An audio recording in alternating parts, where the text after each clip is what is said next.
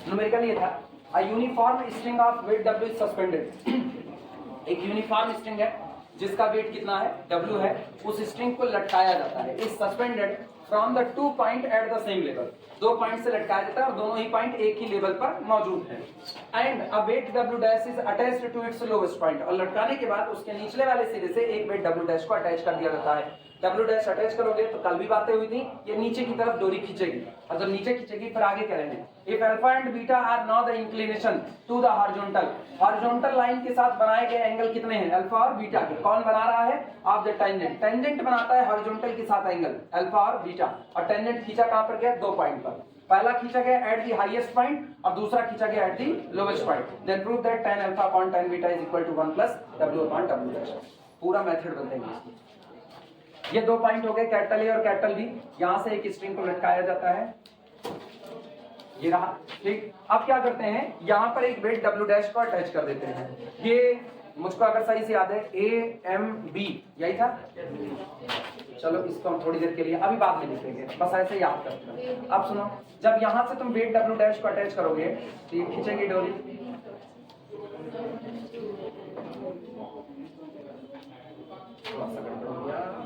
सीधा है ना,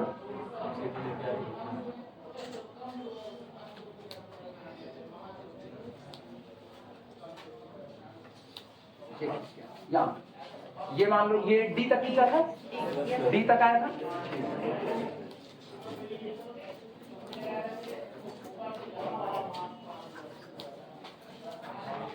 अभी बताना, ये पॉइंट कैपिटल ए हो गया, ये पॉइंट कैपिटल बी हो गया, और जब कैटनरी को देखें तो कैटनरी थी AMB, आपने M पर एक वेट W डैश को अटैच कर दिया। जब वेट W डैश को अटैच किया तो कैटनरी नीचे की तरफ खींच करके आई, जहां तक खींचे इस पॉइंट को चलो कैपिटल D मान लेते हैं, यहां तक खींच करके आई। लेकिन अब ये पोर्शन कैटनरी नहीं है, इसकी भी चर्चा हो चुकी थी, क्योंकि जो कैटनरी कौन है, जो ग्रेविटी से खिंचाव पर बनता है, और आप यहाँ पर वेट W डैश लगाए हुए हो तो कैटनरी तो ये नहीं हो सकता। लेकिन अगर इसको ध्यान से देखा जाए तो अपने अंदर में 2 अलग अलग कैटनरी के हिस्से शामिल किया है। पहला हिस्सा आपका ये आ रहा है,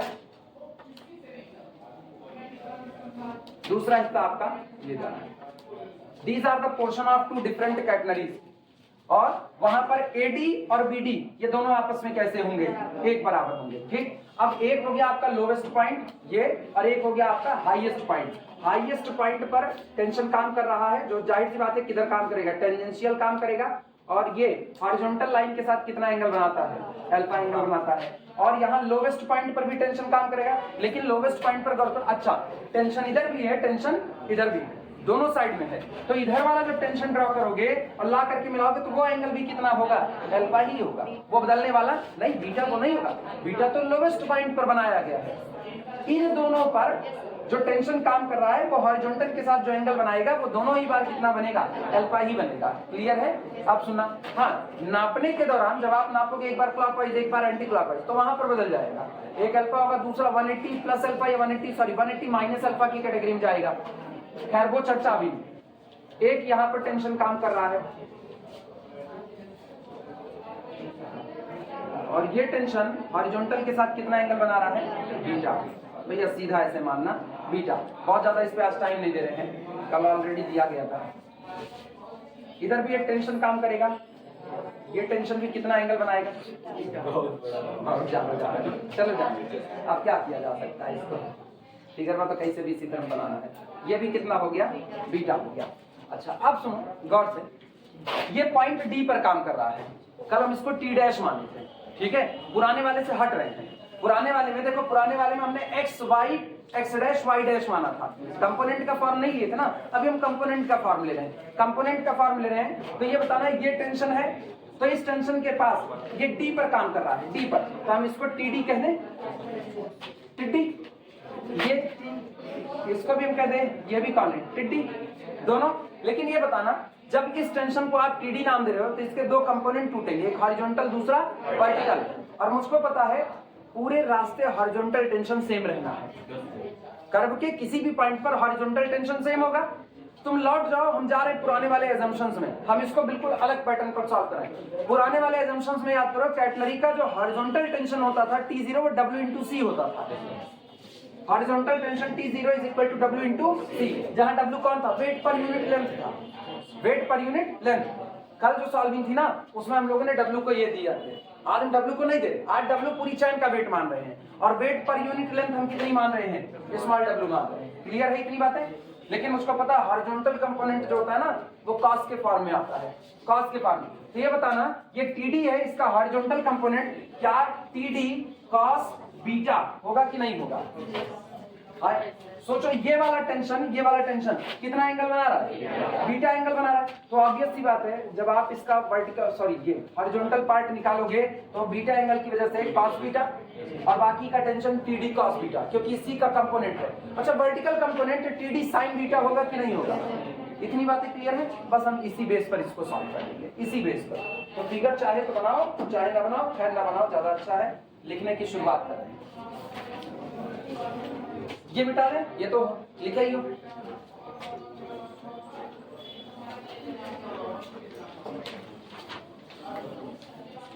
सेकंड मेथड करके लिख देना, यही लिखो सेकंड मेथड लिखो, आलस मत करो, आलसी के बाल को बालिका गुर आलसी, गुर आलसी।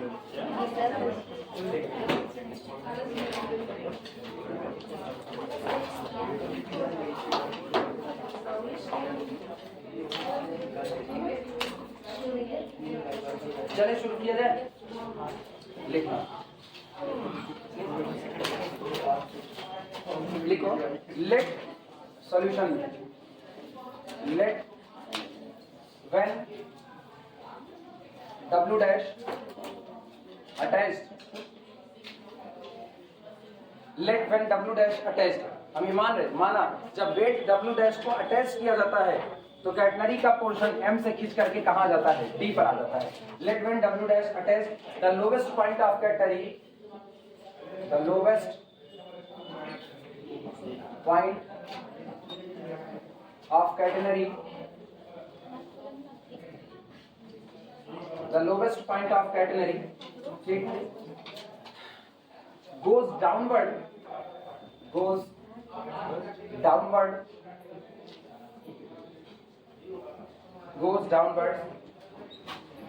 to capital D, तब ये खींच करके कहां तक पहुंच जाता है, पॉइंट कैपिटल D पर पहुंच जाता है, ठीक।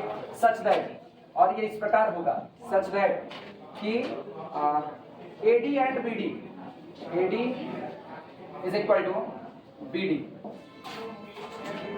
AD and BD will form, ये बनाते हैं the portion of two catenaries will form, क्या हुआ, अरे ये AD और कौन, BD, ये दो अलग अलग कैटेगरी के हिस्से बना रहे हैं कि नहीं? तो चाहे लिखो will form the portion of two different categories, 2D लिखना है, डाउनवर्ड 2D, अच्छा डाउनवर्ड 2D, अरे तो साफ सुथरा बोलो, मिर्ची उर्ची खा लिया तब आवाज साफ निकलेगी। Downward to capital D such that AD is equal to BD will form the portion of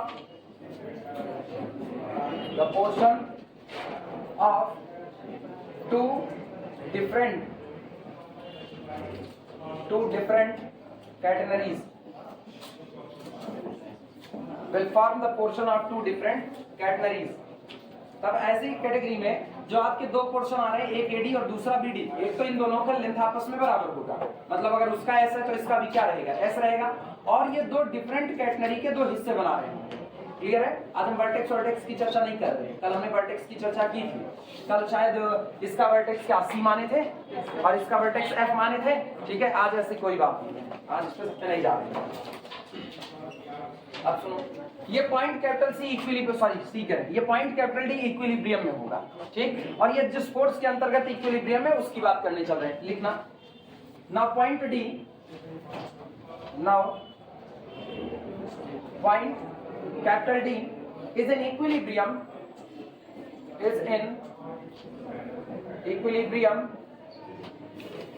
double लगा दिए, is in equilibrium under the action under the action of following forces, following forces, तब ये point capital D equilibrium में होगा under the action of following forces.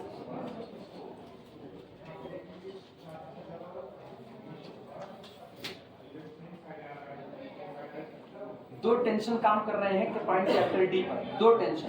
पहला सुनना, पहला tension तो ये काम कर रहा है, ये कौन है, टीडी। एक तो टेंशन ये हुआ भाई आप वेट नीचे लटकाए हो तो खिंचाव ऊपर की तरफ हो रहा है, तो एक टेंशन टीडी ये काम किया और वो बैलेंस में है। दूसरा टेंशन इस पोर्शन पर ये भी कौन काम कर रहा है, टीडी। तो हम इसको दो बार लिखेंगे।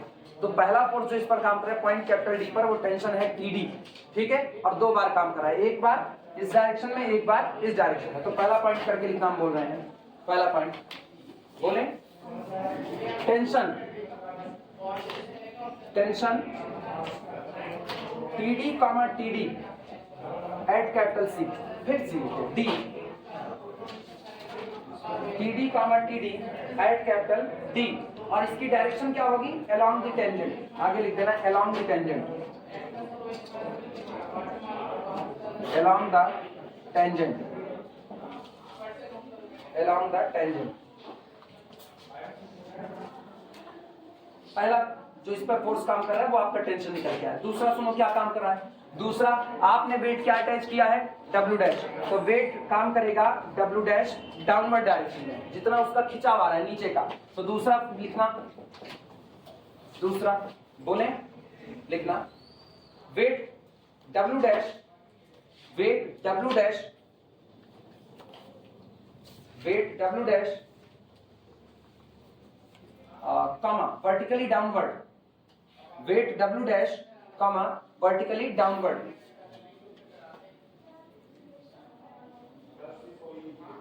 ठीक, सब अलग अलग बता रहे हैं। टीडी टीडी ये दोनों टेंजेंट के अलाउंग काम कर रहे हैं पॉइंट कैपिटल डी पर। दूसरा जो हमने लिखा, दूसरा हम लिख रहे हैं वेट कौन काम कर रहा है, डब्ल्यू डैश, कहां काम कर रहा है, वर्टिकली डाउनवर्ड में। और तीसरा आपको स्ट्रिंग का वेट कितना दिया गया था, कैपिटल डब्ल्यू, वो भी तो नीचे ही काम करेगा, उसको भी अलग से बता रहे हैं। सोचो कल यही ना हम लोग उसी को यूनिफॉर्म कर दिए थे, आज हम उसको एकदम अलग कर रहे हैं, आज हम पूरी चैन का वेट डब्ल्यू कर रहे हैं। ठीक, तीसरा लिखना, थर्ड, थर्ड में लिखना and the weight capital W, and the weight capital W, and the weight capital W of the string, of the string itself, of the string itself, और खुद चैन का वेट, सॉरी स्ट्रिंग का weight जो आपको W दिया गया है वो भी काम कर रहा है। And the weight W of the string itself, direction क्या होगी, vertically downward, vertically downward at capital C. हाँ सॉरी, हम बार बार सी का बोल रहे हैं इसको। अच्छा ए बी सी मेरे दिमाग में भर गया है, हम इसको डी लिख के गलती किए, खैर छोड़ो कोई दिक्कत नहीं।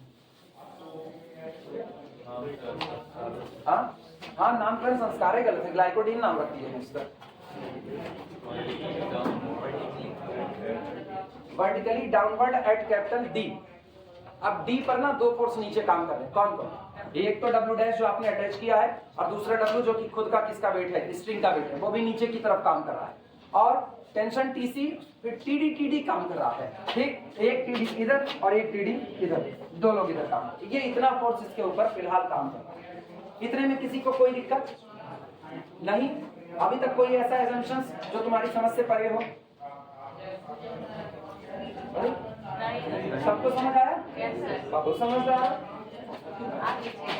हाँ हाँ, काहे नहीं, उसी एक जगह मेरे हो जाओगे और बाकी सब जगह दूसरे के। चलो शिवराज देखना। अब एक चीज गौर करना,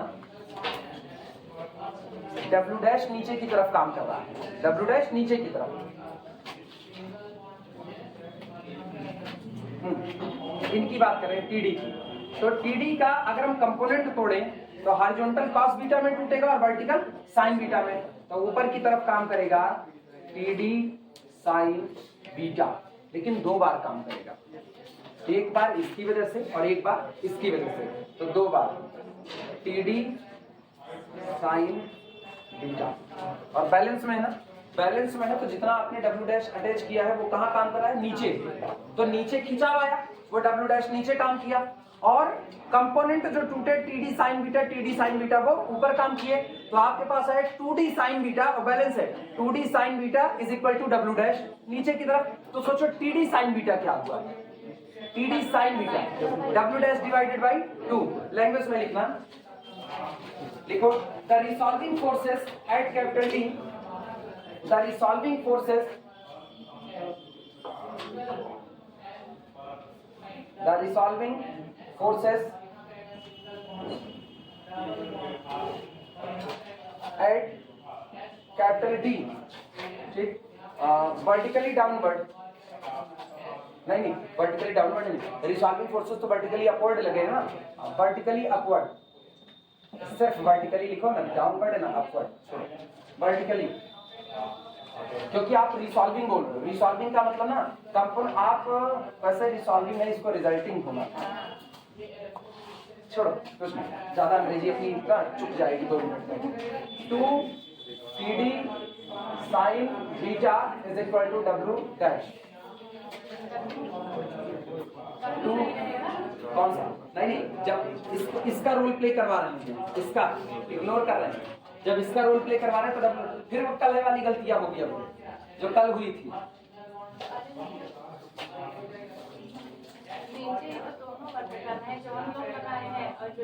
जब वेट पर यूनिट लेंथ के ऊपर ले लेंगे ना तो इसको इग्नोर कर देंगे, क्योंकि अब तो सबका कंपोनेंट वाइज आ गए ना, अब तो कंपोनेंट वाइज काम करें तो कंपोनेंट वाइज यूनिट वेट में कितना हुआ, 2d sine beta is equal to कितना हुआ, डब्ल्यू डैश। अब सुना, फिर आगे लिखो, सिंस द हॉरिजॉन्टल, अब हम हॉरिजॉन्टल वाले को एक जगह पर बराबर बताने चल रहे हैं, लिखना since the horizontal,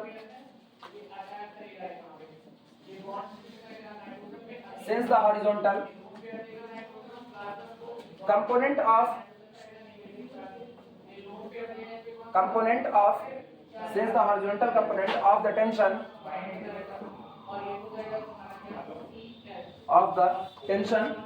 at any point of the catenary, at any point of the catenary, at any point of the catenary is constant,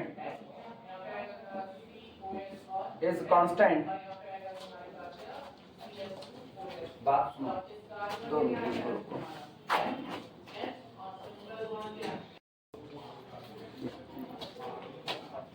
जब तक हम इसको ऐसे पकड़े हुए हैं यहाँ दोनों सिरे पर, तब तक इसका वेट काम तो कर रहा है, लेकिन क्या टोटल डब्ल्यू नीचे काम कर देगा।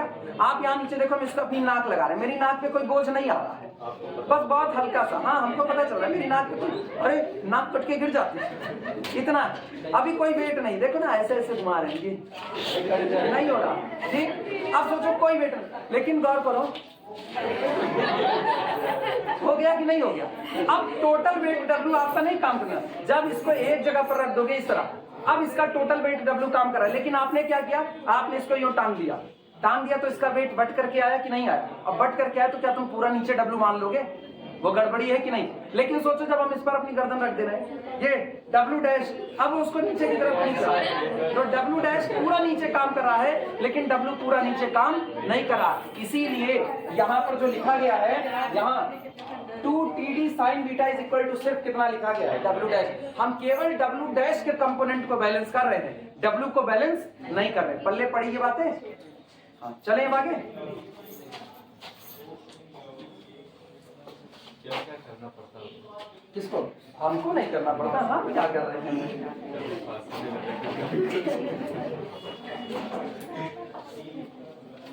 हाँ तो हम लोग क्या लिख रहे थे, since the horizontal component of the tension at any point of the catenary is constant and is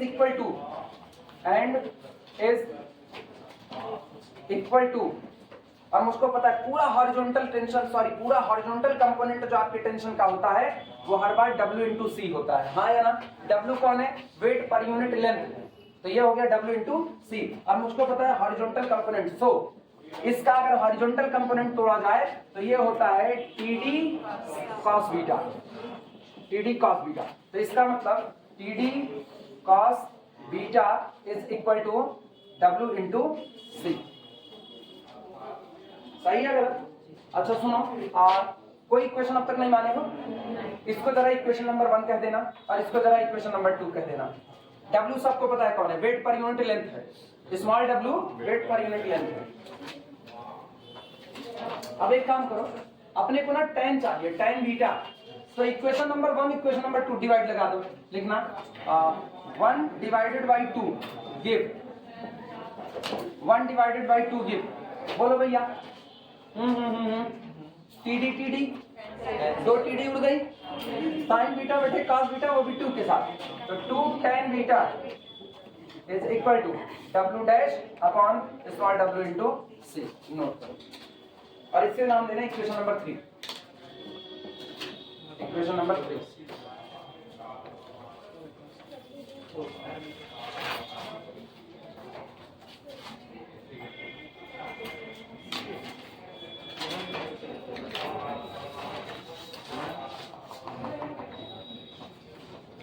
अब बारी आती है पूरे सिस्टम की। सोचो ये जो हमने किया था ना, ये हमने इक्विलिब्रियम यहाँ का देख रहे थे, डी इक्विलिब्रियम में इसको देख रहे थे। अब हम क्या करेंगे, अब हम पूरे सिस्टम को इक्विलिब्रियम में देखेंगे। होल स्ट्रिंग का पूरा जो सिस्टम बना है W डैश अटैच करने के बाद अब हम सबको इक्विलिब्रियम में लेकर के आएंगे, तब की कहानी देखना। इतने में किसी को कोई ऐसा एजम्पशन जो जबरदस्ती माना हुआ लगे? नहीं। अब तो वो W वाला भी कॉन्सेप्ट समझ में आ गया ना, कैसा है? जिसको नहीं समझ में आया है वो बिल्कुल स्टेज पर आए, स्वागत है, चैन उसकी नाक पर रखी जा सकती है।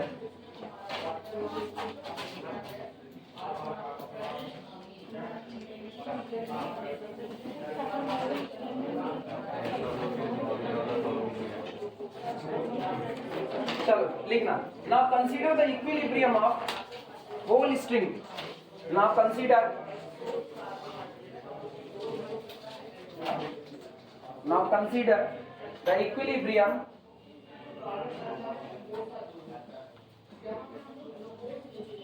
now consider the equilibrium of whole string। अच्छा भैया इसके नीचे ना डबल अंडरलाइन कर देना, तुमको ये पता चले अब हम पूरे के पूरे सिस्टम को इक्विलिब्रियम में लेने जा रहे हैं। now consider the equilibrium of the whole string which is in equilibrium, which is in equilibrium, which is in equilibrium under the following forces, under the following, under the following forces। अब पूरे system पर हम देखने चल रहे हैं कि अगर मेरा पूरा सिस्टम इक्विलिब्रियम में है तो किस किस फोर्स की वजह से वो पूरा सिस्टम इक्विलिब्रियम में। अब हम सारे फोर्स को कंसीडर करेंगे। लिखना, सबसे पहले दो बातें ना, दो टेंशन काम कर रहे हैं खूंटियों पर जहां पर स्ट्रिंग को बांधा गया है। ये बताना अगर आप कैपिटल ए के अलाउंग टेंशन टीए मानते हो तो कैपिटल बी के अलाउंग वाला टेंशन भी कौन होगा? टीए ही तो होगा भाई। आप इसको टी भी नाम दोगे, खूंटी बी पर काम करने वाला टेंजेंशियल टेंशन और खूंटी ए पर। लेकिन मुझको पता है कि पूरे के पूरी चेन कैसी यूनिफॉर्म चेन है, तो दोनों पर लगने वाला टेंशन एक बराबर होगा। तो अगर उसका टीए है तो इसका भी क्या होगा? टीए, यहाँ क्योंकि टी भी बराबर टीए। सही है या गलत? लिख सकते हैं, तो हम दोनों को टीए लिख दें, कोई दिक्कत? समझ जाओगे ना? लिखना, पहली बात the tension TA TA, the tension TA comma TA at capital A and capital B, the tension TA comma TA at capital A and capital B, पहली बात। और दूसरी बात, बस सारा फोर्स हो गया बैलेंस, कंपोनेंट और करंट नहीं देखना। पहली बात तो दोनों पर ही टेंशन टीए टीए काम कर रहा है, और दूसरा दो तो वेट काम कर रहे हैं, W और कौन? W डैश, ये भी तो काम करेगा। तो अगला लिख देना, the weight W and W dash. दूसरा the weight WEIGST, W and W dash. कुल यही इतना फोर्स आपकी स्ट्रिंग पर काम कर रहा है। स्ट्रिंग का खुद का वेट कौन काम कर रहा है? W। जो आपने अटैच किया वो कौन है? W dash. और इसकी वजह से जो खिंचाव है वो कौन हुआ? दोनों खूंटियों पर टीए और टीबी, जहां पर टीए और टीबी दोनों आपस में बराबर हैं, तो इसका मतलब दोनों खूंटियों पर टेंशन है टीए कॉमा टीए। नोट करना।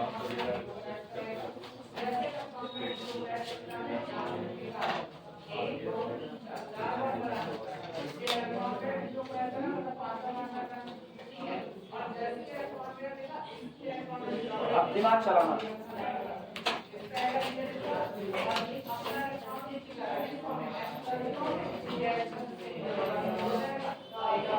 ये रहा, ये ए ये बी, ठीक है। ए और बी मिल करके चैन का पूरा बोझ उठाए हैं कि नहीं? मतलब अगर मेरी दोनों उंगलियों पर जोड़ा जाए तो इसका टोटल वेट W काम कर रहा है, हाँ या ना? ठीक, अच्छा। वेट कहाँ काम करेगा? नीचे की तरफ, नीचे डायरेक्शन में। और मैंने इस पे क्या ऐड कर दिया? W dash. अब इस पे टोटल वेट क्या लग रहा है? W plus W dash. Total नीचे लग रहा है क्योंकि पूरी चैन का आप ले रहे हैं। आप पूरे सिस्टम को देख रहे हो, आप केवल D को नहीं देख रहे हो। तो जब पूरे सिस्टम को देखो तो पूरा सिस्टम का वेट W नीचे काम किया और कौन काम किया? W डैश, मतलब मेरे गर्दन काम किया। और इस दौरान इस पर चूंकि आप सिस्टम को एक पूरा मतलब उसमें इक्विलिब्रियम में, बैलेंस में कर चुके हो, तो इसका मतलब जितना डाउनवर्ड नीचे काम कर रहा है उतना ही कोई ऊपर खींच रहा है, तभी तो रुका हुआ है। अगर मेरी गर्दन ज्यादा भारी है तो इससे बैठ नहीं जाएंगे। अंतर आया? तो सोचो ऊपर कौन काम करेगा? Vertical component. वर्टिकल कंपोनेंट वो भी किसका? खूंटी या टेकी है। और कौन टेका इसको? पूरी खूंटी तो टेक रखी है, तो खूंटी पर वर्टिकल कंपोनेंट बोलो TA साइन बीटा होगा कि नहीं होगा? और इस पर कौन होगा? ये भी TA साइन, हाँ अल्फा, ठीक है। TA sine alpha, TA sine alpha. तो ऊपर दो बार काम करा, एक इस खूंटी पर TA साइन अल्फा, एक इस पर, तो ऊपर काम किया 2 TA साइन अल्फा और नीचे खिंचा हुआ है W प्लस W डैश, तो हुआ 2 TA sine alpha is equal to W plus W dash. समझ में आई बातें? चलो शुरू। हाँ, लिखना रिसॉल्विंग दीज फोर्सेस, वर्डिंग लिखो। रिसॉल्विंग दीज फोर्सेस, हम पुनः इस सारे फोर्स को रिसॉल्व करते हैं बैलेंस करने में। रिसॉल्विंग दीज फोर्सेस, अब ऐसे देखना भैया, ऐसे बना दे रहे हवा हवाई, ये TA साइन अल्फा, ये भी ऊपर की तरफ काम करेगा TA साइन अल्फा। तो बताओ कितना TA साइन अल्फा काम कर रहा है? 2 TA साइन अल्फा। और नीचे कितना काम कर रहा है? W plus W dash. अभी पता है ना क्यों W आपकी कंसीडर कर लिए? अब पूरे सिस्टम की बात कर रहे हैं। हाँ, तो क्या लिखे हो? Resolving these forces vertically we have, resolving these forces vertically we have 2 TA sine alpha, 2 TA sine alpha is equal to W plus W dash. कई क्वेश्चन माने अब तक? हमको ये बता दो। 3, तो इसको 4 कह देना, इक्वेशन नंबर 4। अच्छा, फिर ये बताना एक और चीज, ये तो वर्टिकल हो गया, हॉरिजॉन्टल भी तो टूटेगा। हॉरिजॉन्टल होगा TA cos अल्फा, लेकिन मुझको पता है पूरा हॉरिजॉन्टल तो बराबर है, तो TA cos अल्फा भी WC होगा कि नहीं होगा? तो लिखना and TA cos alpha also is equal to WC, equation number 5। TA cos alpha is equal to WC, equation number 5। और ये बताओ क्या भैया तुम यहाँ से tan अल्फा हमको बता सकते हो? tan अल्फा कितना होगा? This implies that tan alpha is equal to, ये कौन सा tan बना दिया?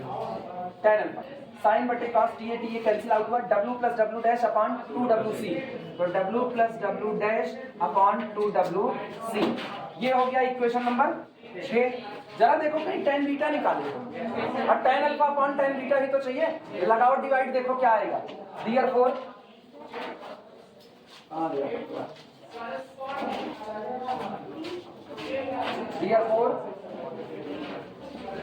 tan अल्फा बटे tan बीटा बराबर tan alpha W plus W dash upon WC, नहीं 2WC डिवाइडेड बाई, अगला कौन तो बोल दो, W डैश अपॉन, नहीं 2WC होगा, वो भी 2WC, गलत ना कर बनी, नहीं पता चलेगा। WC कैंसिल आउट हो गया, यानी अपने पास आया W plus W dash upon W dash, this is equal to 1 plus W upon W dash. Answer आ गया।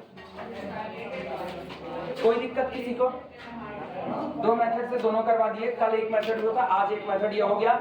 तुमको कौन सा ज्यादा बेहतर लगा? एकदम सरसरा पता चला पहले वाले का। अगर वो बेहतर लग रहा है एग्जाम में उससे कर देना, ये लग रहा है तो इससे कर देना, लेकिन जो करना सही सलामत करना। हाँ, वो उसमें कंफ्यूजन देगा, उसके लिए समझ होनी चाहिए, उसके लिए समझ होनी चाहिए। वहां समझ है, लगा दिए। अब मेरी है, तुम्हारी रहे ना रहे। तब ये पिछले वाले में जो कैपिटल डब्ल्यू पूरा मान लिए थे ना, उसकी इससे लगाना चाहिए, इससे लगाओ कोई। अच्छा सोचो इस पूरे में ना डब्ल्यू की चर्चा खाली एक जगह पर आई, डाउनवर्ड खींचते हो और बाकी चर्चा नहीं है। बाकी तुम निपटा दिया डब्ल्यू सी से, मुझको पता है ये तो कट ही जाना है। ये एक बराबर होने की वजह से इसको कटना था। तय हुआ, मर्जी हो इसको पढ़ लेना, मर्जी हो उसको पढ़ लेना। दोनों मेथड करा दिए, दोनों मेथड में किसी से भी लगा चल जाएगा। इनको पहले फोकस ना हटे, बस बचा प्रॉब्लम लिखना। A box kite is flying. A box kite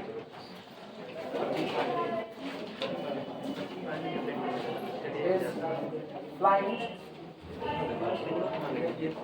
A box kite is flying at a height small h.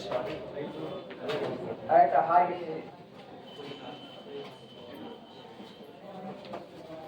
a height small h. With a length of wire. With a length of wire. With a length of wire paid out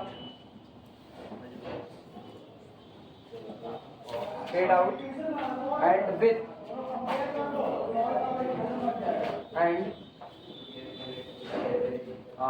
with the vertex of the catenary on the ground. Length नहीं दी गई है,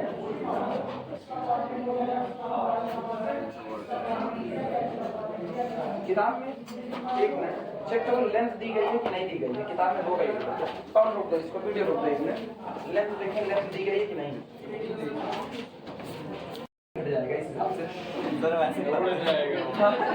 गायब हो जाओगे, कोई फूंक मारेगा, उड़ गए पावन ना, हम कौन है, उड़ ही जाओ फिर। सही है, थोड़ा बचा पकड़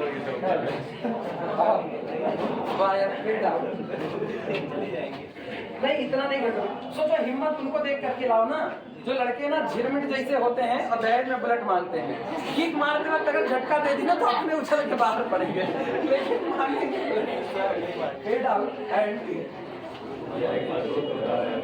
with the vertex of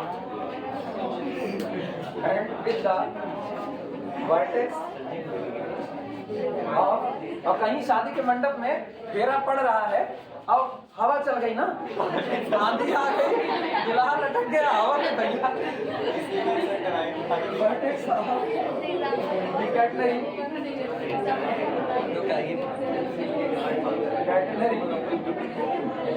नहीं, गांठ जो बंधी रहती है, फेरा पड़ता है, दुल्हन कहेगी काटो इसको, रस्ते से पहले काटो।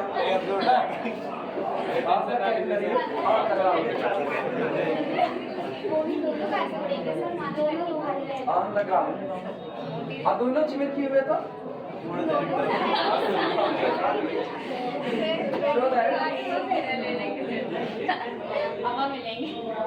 Show that. हाँ अच्छा, बाद में वीडियो रिकॉर्डिंग में आ जाएगा ना, तो दुनिया दिखाएंगे उसको बाद में, तो कहेंगे जानते हैं ऐसी व्यवस्था के अंदर टोर्नेडो लगवाए फेरा पड़ने के लिए tornado. Show that at the kite, इतना तगड़ा एजम्पशंस कोई और नहीं कर सकता, गणिते वाले कर सकते हैं। लेट लेट लेट जाने क्या क्या लेट कर लेते हैं हम लोग। So that the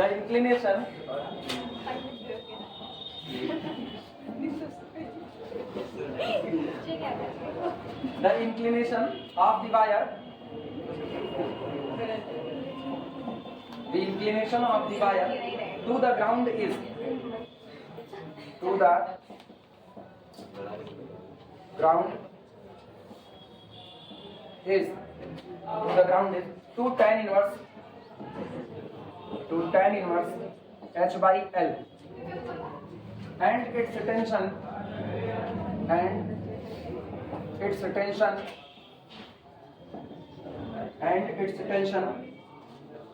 dear r, its tension dear,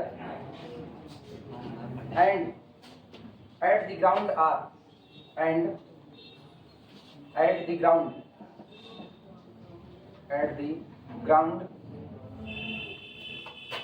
r W into L square plus H square upon 2H and W into L square minus H square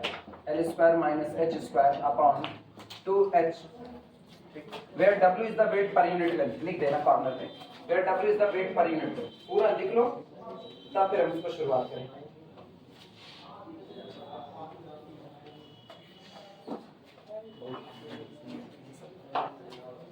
पूरा लिख लो फिर समझाते हैं है क्या अपने को करना क्या है.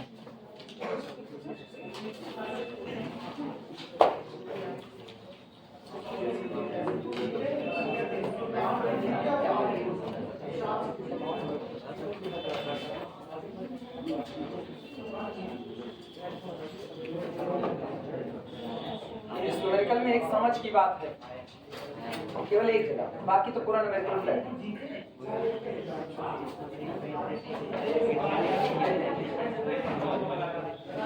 हो जाएगा तो बताना.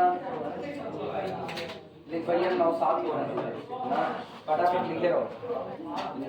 सी आज निकाल देंगे, टेंशन शायद आज निकाल पाए कि ना निकाल पाए, नहीं निकालेंगे टेंशन फिर निकाल पाएंगे. हालांकि हम तुमको लाइन बता देंगे, टेंशन निकाल भी सकते हो, फिर भी निकालने की कोशिश करते. लिख लिए सब लोग?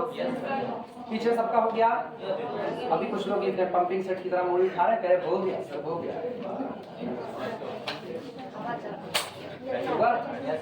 पंपिंग सेट की तरह को दिखा रहे हैं ऐसे.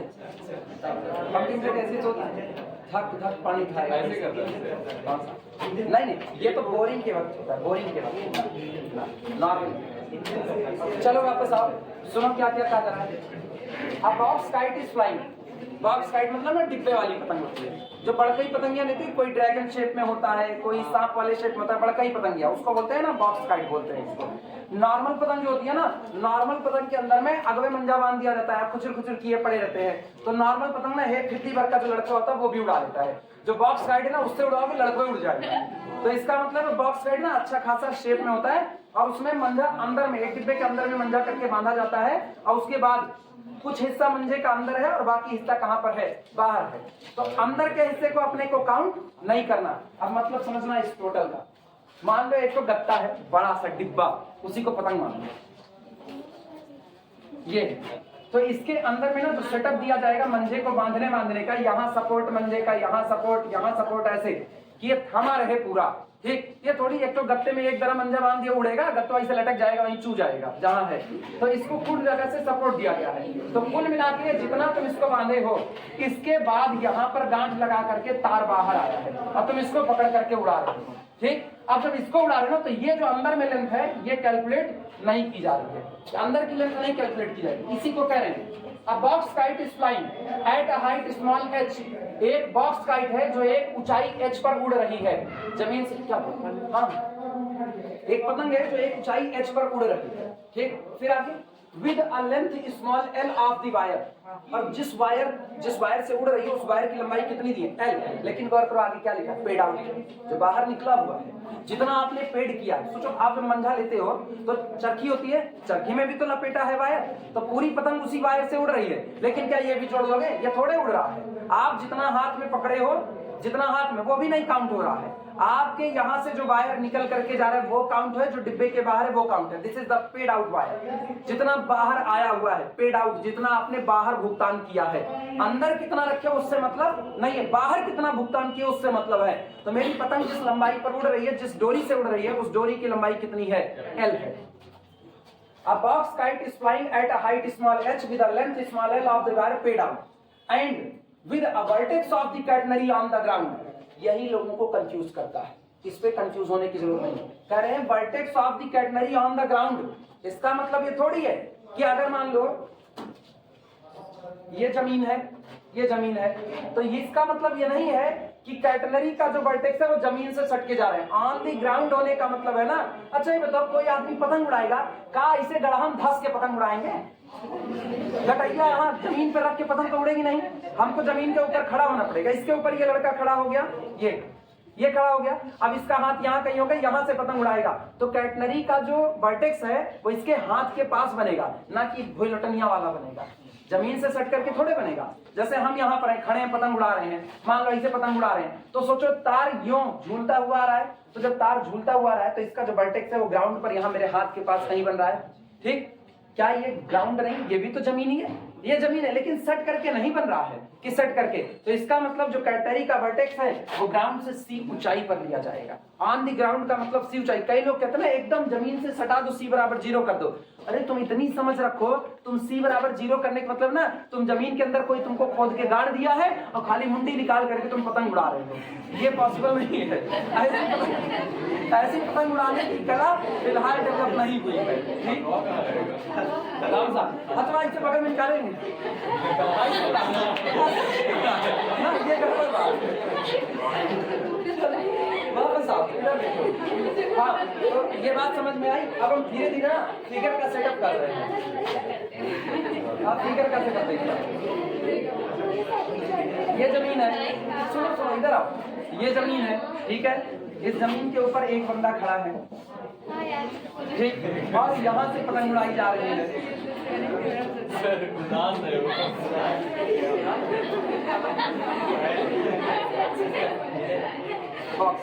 सुनो सुनो इधर इधर सुनो, अंदर में कितना है मुझको नहीं पता, लेकिन ये जो पेड आउट वायर है, पेड आउट वायर की लेंथ कितनी दी गई है, L दी गई है। क्लियर हुआ।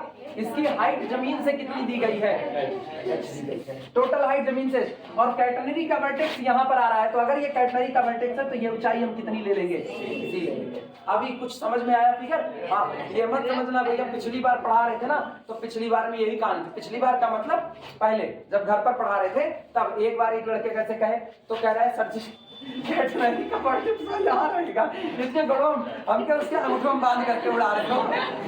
तो ये समझ की दिक्कत होती है, ये शब्दों का हेर फेर है। ऑन द ग्राउंड, कोई चीज हवा में है, अगर कोई चीज आपके पकड़ में है ना तो आप उसको ऑन द ग्राउंड बोलते हो कि वो ग्राउंड। अरे हम हैं, हम अपने आप को क्या बोलते हैं, I am on the ground.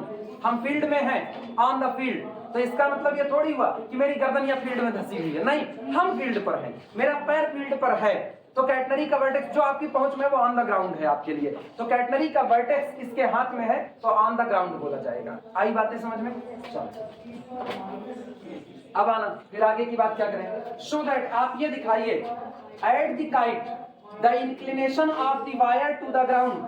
Wire का यानी जो आपका तार है जिससे पतंग उड़ रही है, उस तार का हॉरिजॉन्टल लाइन के साथ यानी ग्राउंड के साथ जो इंक्लिनेशन है, झुकाव है, जो एंगल आ रहा है, वो एंगल कितना है, 2 tan inverse h by l। ये आपको एक इंक्लिनेशन, वायर का इंक्लिनेशन हॉरिजॉन्टल लाइन के साथ दिखाना है, एक बार। दूसरी बात आपको ये भी दिखाना है, and it's tension there and at the ground. दो टेंशन होते हैं, एक टेंशन जैसे ये पतंग उड़ रही है ना, तो एक तो यहाँ पर टेंजेंशियल टेंशन काम करेगा, ठीक है, एक यहाँ पर हॉरिजॉन्टल टेंशन काम करेगा। ये जो टेंशन होता है ना, ये होता है T बराबर W इंटू वाई, हाँ या ना। और ये जो होता है ये होता है T बराबर W इंटू सी। दो टेंशन आए, दोनों टेंशन में W की देखो, W हर बार वही बराबर है, मतलब आपको निकालना है ये Y और आपको निकालना है क्या, ये दो आपको निकालना है। और मुझको साफ सुथरा पता है ना, हाइट कितनी है h, और ये कितना है c। रिलेशन समझ में आ रहा होगा। इसकी सॉरी इसकी जमीन से ऊंचाई कितनी है h, और ये कितना है c। y तो ये होता है ना, y ये होगा, मतलब हम लोग y आराम से, नहीं सॉरी उल्टा कर देंगे, वर्टेक्स ये ओरिजिन है, ये हाइट कितनी है h है। अगर ये h है तो मुझको y को निकालना है h के और किसके टर्म में, c के टर्म में निकालना है। क्लियर हुआ, ठीक। और उसके बाद रख देना है W इंटू आई, वो देख लेंगे कितना आता है, अभी फिगर पूरा सेटअप करेंगे तो अभी कंफर्म होगा। W इंटू कह रहे हैं कहा गया, it's tension there and at the ground. There का मतलब जहां पतंग उड़ रही है वहां टेंशन है W इंटू दिस, तो आपका Y कितना आना चाहिए, L square plus H square upon कितना 2H, और ये W इंटू C यानी C की value L square minus H square upon कितना 2H। सारा सेटअप समझ में आया? चलें अब फिगर बनाया जाए। मेरे ख्याल से आप फिगर बना सकते हैं, न्यूमेरिकल मिटा दें, सारी बातें समझ में आ गई हैं। W को लिखे ना, W इज द वेट पर यूनिट लेंथ। और अभी कुछ मत सोचो, बाकी हम फिगर बनाएंगे ना, उसके बाद बताएंगे कैसे Y आएगा कैसे C आएगा, अभी कुछ नहीं, फिगर समझ में आना चाहिए बस बाद में।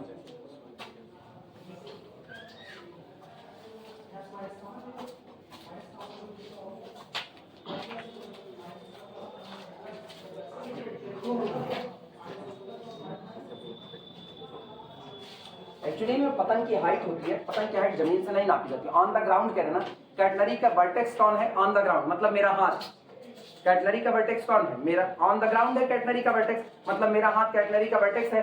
तो वर्टेक्स से ही तो ऊंचाई नापते हो, याद करो फिगर, मेन कैटलरी का फिगर, वर्टेक्स से ऊंचाई नापे तो इसका मतलब ये ऊंचाई h है और नीचे वाली c है, तो टोटल होगा h प्लस c होगा, ये टोटल h प्लस c।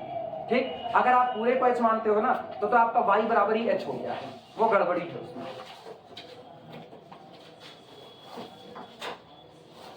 चलो फिगर सेटअप करते हैं इस हिसाब से, इंफॉर्मेशन जो दी गई है उसी के हिसाब से फिगर बना रहे हैं। नहीं बनाते, तुम लोग मत बनाना, पहले हमको बना लेने दो सारी information. Box kite is flying at a height small h, at a height small h। बंदे को कहीं तो खड़ा करना है, चलो इस ऊंचाई पर खड़ा करते हैं। कैटलरी के वर्टेक्स को क्या हम लोग कैपिटल C नाम देते थे? कैटलरी के वर्टेक्स को कैपिटल C, चलो इसको कह देते हैं this is the capital C। और यहाँ से ये बंदा पतंग उड़ा रहा है यहाँ, ठीक।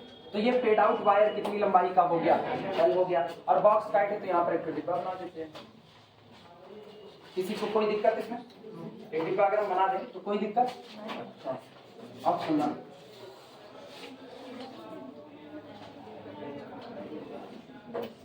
ये रहा। और क्या क्या इंफॉर्मेशन है? Box kite is flying at a height small h, ठीक, at a height small h with the ground, नहीं विद द ग्राउंड नहीं लिखा। Box kite is flying at a height small h with the length of the wire paid out and with the vertex of paid out L and the vertex of the cutlery on the ground. तो इसका मतलब vertex से लेकर के अगर height मानी जाए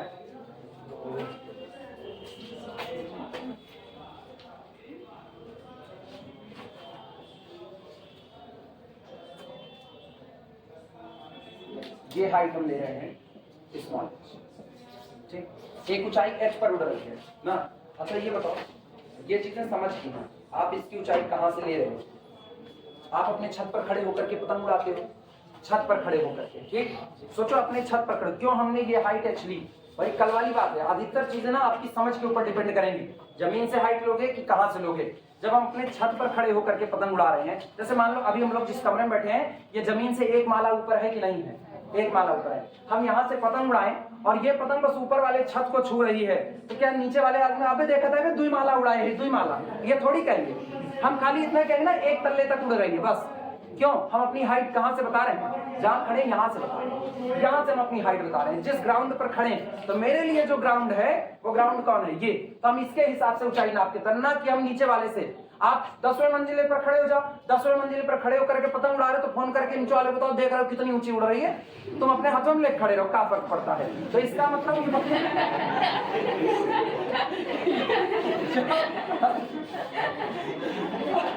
ये बंदा जहां पर खड़ा है वहां से पतंग की ऊंचाई कितनी है, ये हाइट हम कितनी लेते हैं? कैटलरी का वर्टेक्स C हाइट पर होता है, तो ये वर्टेक्स मेरे लिए कितना हो गया? C हो गया। अब सही है, चलो शुरुआत आप बना सकते हो। अच्छा तो ये बताओ ये हाइट कितनी होगी? ये C होगी। तो ये बताओ इधर का जो y कोऑर्डिनेट होगा, क्योंकि तुमको कल को t बराबर w/y निकालना है, y बराबर क्या? h प्लस c होगा कि नहीं होगा? यानी इस पॉइंट कैपिटल A को अगर हम कहें, इस काइट वाले पॉइंट को कैपिटल A, तो इसके लिए y = h प्लस c होगा। और एक बात सुनना, यहाँ पर आपको टेंशन भी निकालना है, यहाँ पर टेंशन भी तो निकालना है, तो जाहिर सी बात है एक टेंजेंशियल लाइन भी तो आई होगी, खींच दे रहे हैं एक टेंजेंशियल लाइन, ये, और ये टेंजेंशियल लाइन ये टेंशन है, ठीक। ये जितना एंगल बनाएगा इस एंगल को कोई नाम दे दो, साई1 नाम दे देते हैं, ये साई नाम दे देते हैं। दो एंगल कैलकुलेट करने, चलो अभी साई लिखो, बाद में देखा जाएगा क्या करेंगे। अच्छा ये बताओ अगर ये साई है तो ये वाला भी क्या होगा? ये वाला साई ही तो होगा, ठीक है। फिगर सेटअप हो चुका है, बना डालिए, यही फिगर बना डालिए। एक काम और करना, जहां पर ये लोग मिले ना इनको भी कुछ नामकरण संस्कार कर देते हैं। ये जहां पर मिला इस पॉइंट को, इसको तो पहले कैपिटल O कह दो, इसको कैपिटल T कह दो क्योंकि टेंशन आकर के मिल रहा है, और इसको बगल वाले को L कह दो, ये L हो जाएगा।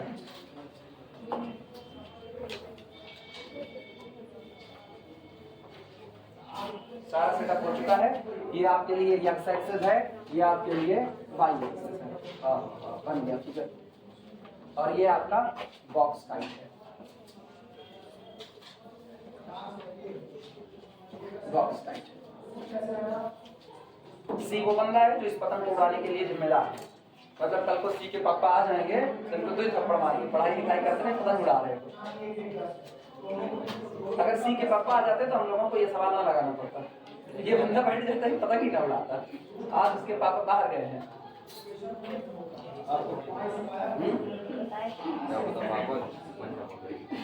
पिता तो नहीं पतंग उड़ा रहा है। कई लोग पापा को पतंग क्या कह रहा है, क्या पता पापा ही मन। ये भी बात सही है ना, तुझे पापा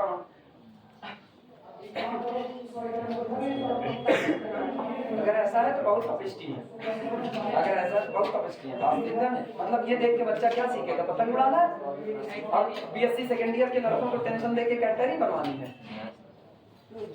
मिलने तो हमको सी से बताते हैं।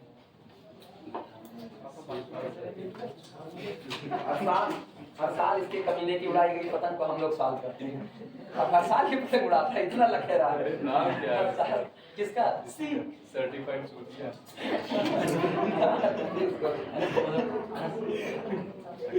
सी राइट, वो है 100 सीसी हो जाए भैया। बताना शुरुआत करें, चले। अभी तुम लोग बना ही नहीं पाए, देखो कितनी जल्दी बना रहे। बन गया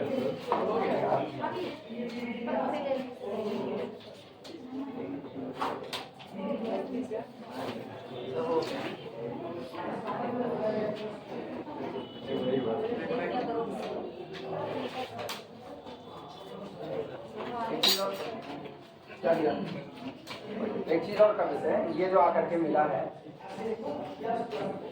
इस पॉइंट को ना कैपिटल एम कह देते हैं।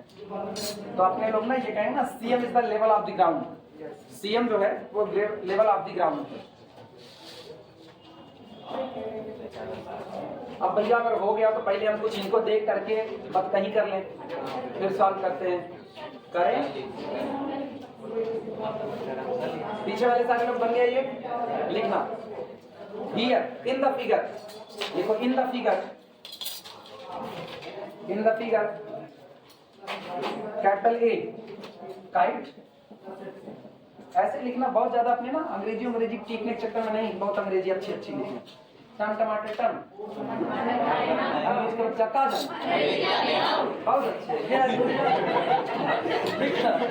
कैपिटल ए काइट हो गया। सी लिखना, सी। सी कौन है, सी के बारे में बताते हैं। सी हैंड एंड वर्टेक्स। हैंड पहले तो हाथ है, अरे हाथ से पतंग उड़ाओ, गोड़ों में बांध के थोड़े, ये थोड़ी कहते घर वाले लाल लटका दें तुमको अब पैर में बांध दिए मंजा चलाओ।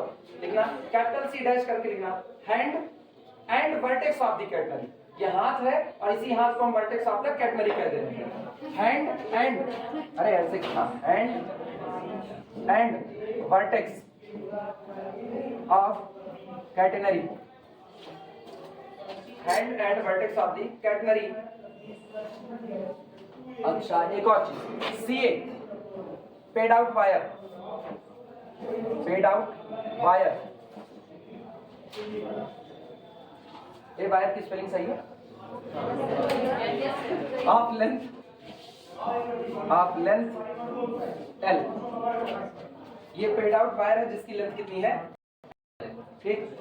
सीएम, सीएम चीफ मिनिस्टर साहब, CM level of the ground. CM represent level of the ground, represent level of the ground.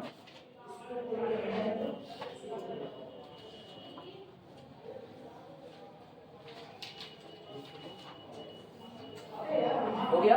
अच्छा सुनो, कल को हो सकता है ना हमको फार्मूला इस्तेमाल करना पड़े, यस बराबर सी tan साई निकालना है ना, तो यस बराबर सी tan साई। तो एक काम करना ना, एंगल ऑफ साई 1 कह देना, एंगल को साई 1 कहते हैं उसी फिगर बोले। लिखना साई 1, साई। हाँ आप साई बराबर साई 1 रखोगे तो फार्मूले में ही साई लिखा मिलेगा, थोड़ा सा अनफेयर लगता है ना, तो साई 1 कर साई गिरेगा, हमको दिक्कत नहीं है, हमको कोई दिक्कत नहीं है। बोले Sai 1 inclination of the tangent, Sai 1 inclination of the tangent,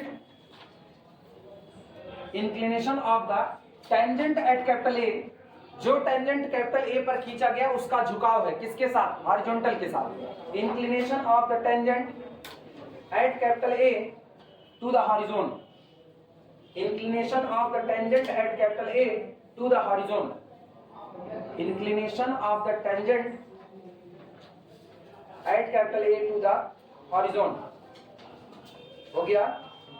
चलो सबसे पहले ना मेरा एक टारगेट है y को निकालना सबसे पहले, और y को निकालने के लिए मेरे पास बड़ा सॉलिड इक्वेशन मौजूद है, y square is equal to S square plus C square. हाँ या ना, जहां पर हमको यस स्क्वायर पता है, यस कितना है l, तो यस स्क्वायर कितना हुआ l स्क्वायर, बाकी का हाल देख लिया जाएगा। चलो लिखना, ordinate at capital A is given by, लिखो लिखो, ordinate at capital A is given by, ordinate at capital A is given by y is equal to h plus c। Ordinate at capital A is given by y is equal to, y coordinate ये height ही तो y coordinate है, कितना हुआ h plus c, तो y is equal to h plus c हो गया। ठीक, since y square is equal to c square plus s square, अब फॉर्मूले का इस्तेमाल करें, since y square is equal to c square plus s square. और सुनो, ये सारी बात जिस पॉइंट पर हो रही है वो पॉइंट कैपिटल ए है, तो आगे लिख देना at capital A, at capital A. ठीक, चलो वैल्यू रखते हैं, वैल्यू रखेंगे तो बोलो क्या मिलेगा, y आपको पता है कितना है, तो ये बनेगा this implies that h plus c का whole square is equal to c square plus कितना s स्क्वायर। देखो h आपको दिया गया, अच्छा सॉरी l स्क्वायर, h आपको दिया गया है, l आपको दिया गया है, कौन नहीं दिया गया है, c। क्या इससे c की वैल्यू कुछ निकालने का तरीका हो सकता है, नोट करो, h प्लस सी का whole square is equal to this, और ना पूरा ओपन कर दो क्योंकि पता है c स्क्वायर कटेगा, h square plus c square plus 2hc is equal to c square plus कितना l स्क्वायर, c स्क्वायर से c स्क्वायर कैंसिल आउट हुआ, this implies that h square क्या, हाँ ठीक तो है, h स्क्वायर को उधर ले लें, तो 2ch is equal to l square minus कितना h स्क्वायर, तो बोलो c बराबर l square minus h square upon कितना 2h। मेरे ख्याल से आंसर में इसका इस्तेमाल किया गया। देखो हॉरिजॉन्टल टेंशन WC होता है ना, देखो horizontal tension W into l square minus h square upon 2h आ गया है, मिल गया कि नहीं मिल गया, c मिल चुका है, नोट करो। ठीक, चलो अगर ये आ गया ना तो पहले हम ग्राउंड टेंशन की बात कर लेते हैं, ग्राउंड टेंशन WC, उसको निकाल करके किनारे कर दो, इतना हो जाए तो बोले हम, पीछे वाले लोग पहले लिख लो, तुम लोग देर से लिखोगे, पता है लिखने में दिक्कत है। हो गया है, लिखना, डियर को tension at ground is equal to, tension at ground is equal to, tension at ground is equal to W into C, is equal to W into C. ये बात भैया किसी को दिक्कत तो नहीं इसमें, ये याद है ना फार्मूला, मतलब हॉरिजॉन्टल कंपोनेंट आपका जो ग्राउंड टेंशन होता है वो हॉरिजॉन्टल कंपोनेंट होता है, इसीलिए क्या लिखा जाता है WC। फिर भी दिक्कत हो ना लिख देना हॉरिजॉन्टल कंपोनेंट, फिर भी दिक्कत हो तो, हालांकि दिक्कत होगी तो हम बैठे हैं, हम बताएंगे। W इंटू सी की value l square minus h square upon कितना 2h, पहला।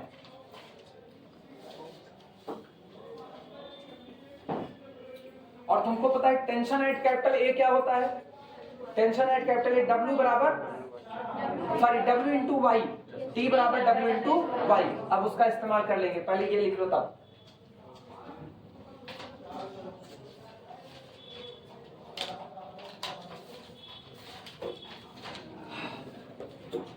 सबका हो गया, नहीं लिख लो, पीछे वाले लोग हो गया, लाइन चेंज करके लिखना, हाँ टेंशन एट कैपिटल ए, हम बोल रहे हैं लिखो, मिटाने के लिए फिगर उधर के इसको तो मिटा ही सकते हैं इसको।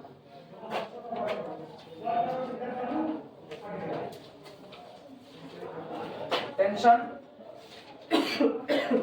एट कैपिटल ए, T बराबर W इंटू वाई, यानी दिस इंप्लाइज दैट T बराबर W into H plus C, मतलब वही C प्लस H, C को पहले लिख दे, C खतरनाक है, C प्लस H, H आपको दिया गया है, और सी अभी अभी आप निकाले वैल्यू रखो। This is equal to W into, जरा मुझको सी की वैल्यू बताओ, L square minus H square upon 2H, ठीक है, और इधर से प्लस कितना H। जरा सिंप्लीफाई करो, क्या जो चाहिए वही है कि नहीं? वही आया, लिख दो answer. This is equal to W into, देखो L square minus H square plus 2H square upon कितना 2H, और मेरे ख्याल से this is equal to W into L square plus H square upon, दो काम तो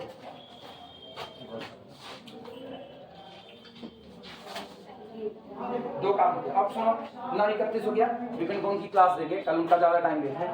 अगला जो है इंक्लिनेशन निकालने वाला, यस बराबर सी tan साई का इस्तेमाल होगा, और तुमको होमवर्क के तौर पर देना, नहीं आएगा तो हम बताएंगे अपनी क्लास में, ठीक है, लेकिन होमवर्क के तौर पर उसको ट्राई करना कैसे आप इंक्लिनेशन निकालोगे, ठीक है। केवल एक हिस्सा छोड़ रहे हैं।